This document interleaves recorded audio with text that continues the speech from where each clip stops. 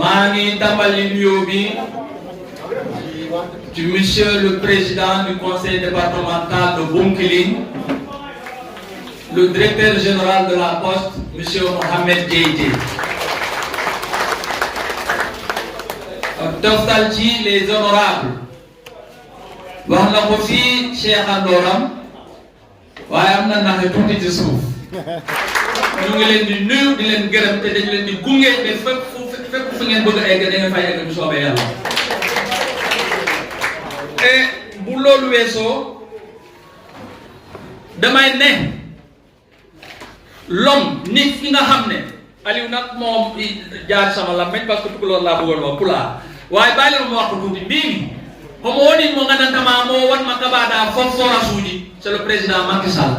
mo itti goɗɗe ɗe atani men goɗɗe kala koye meɗano heɓ ko président Macky Sall mo totti men école aji ɗo janggueten hannde ko président Macky Sall mo moynani men kala ko jiɗɗen e hôpital uji e ko c'est le président Macky Sall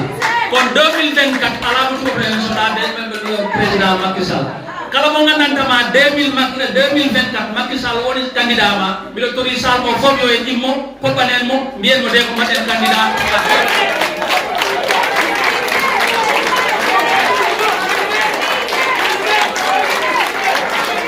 donc si amul calcul benn ñaar amu ci suñu candidat 2024 c'est le président Macky Sall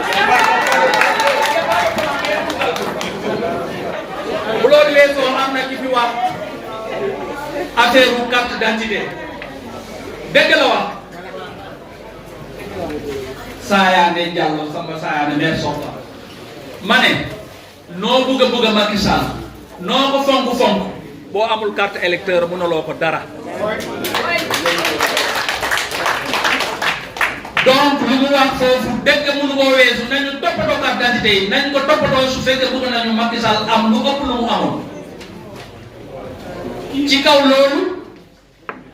dans le cadre de l'AMS association des maires du Sénégal ñoom dañu jël engagement jël benn commune wala ñaar ci département bi ñu defal leen audience foraine maanaam ñu gérer seen extrait de naissance ba ci carte d'identité ba ñu mën a wote loolu nag ñun ñooy toog ñu waxtaan ñu xool commune bu ci gën a yellool boo xam ne moo gën a pauvre en extrait ñu tànnal ko suñu bopp ñu jublu ci je prends ça en charge dinaa ci taxaw te lépp lu ci war dinaa ko def dans le cadre de l'AMS te le président de l'AMS moo ma ko santaane te dinaa ko def bu soobee yàlla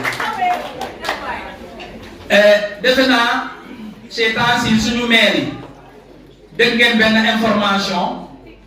bi directeur de l'agence régionale de développement ARD def ci madame le ministre des microfinances def ma recevoir mardi jooy bu ma ko jooyal ci département de Bounkiling ak région Sédhiou kenn musu ko jooyal ba bu yónni lancement boobu incha allah dana fi ñëw ba jigéen yëpp góor yëpp jeunesse yëpp dinañu am financement. waaye mardi la ma recevoir mardi def na lancement bi tous les maires ont réagi parce que dafay laajte mais pour ça il faudra ñu formaliser les groupements et les associations. formaliser mooy dañu war a am kay dañu war a am yenn kay pour que ñu financer leen ay milliards ñoo fay nekk waaye ku fa teewul doo ci am moo tax nag sans pare naa ñun suñu équipe bi nii les maires les honorables danañu taxaw gunge leen pour que lépp lu ñuy am ci Sénégal lépp lu ñuy am ci financement suñuy jigéen ñi suñuy jeunes yi suñuy population war ciy am. J'ai rendez-vous avec madame le ministre de la femme nga xam ne aussi danaa daje ak moom jooyal ko situation Casamance jooyal ko suñu situation te bu soobee yàlla dina ci taxaw nu mu waree. donc maa ngi leen di wax ne bu ñu kenn nax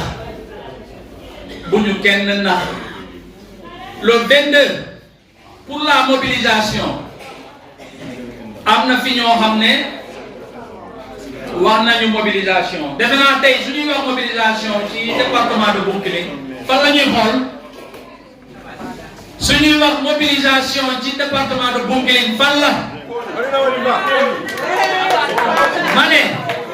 ma ne élection lañ jógee su ñuy wax mobilisation ci département bi fan la